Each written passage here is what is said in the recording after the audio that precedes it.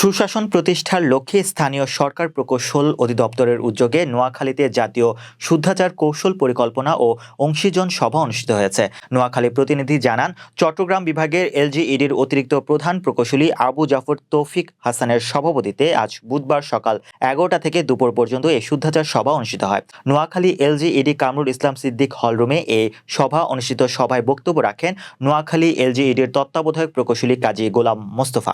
এ সময় উপস্থিত ছিলেন নোয়াখালী এলজিইডির নির্বাহী প্রকৌশলী আজহারুল ইসলাম, নির্বাহী প্রকৌশলী মোহাম্মদ এমদাদুল হক, সিনিয়র সহকারী প্রকৌশলী যুগল কৃষ্ণ মণ্ডল, আবদুল্লাহ আল বাকের, সহকারী প্রকৌশলী মোহাম্মদ তারিকুল ইসলাম, এলজিইডির প্রাথমিক শিক্ষা ও উন্নয়ন প্রকল্পের পরামর্শক মোহাম্মদ লিয়াকত আলী খান, সাংবাদিক মনিরুজ্জামান চৌধুরী ও নোয়াখালী প্রেস ক্লাবের যুগ্ম সাধারণ সম্পাদক সাংবাদিক আকবর হোসেন সোহাগ প্রমুখ।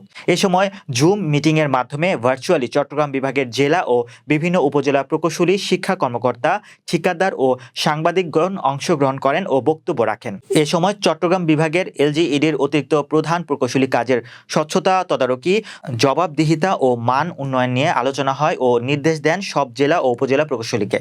নিয়ে আগামী অর্থ এখানে আমাদের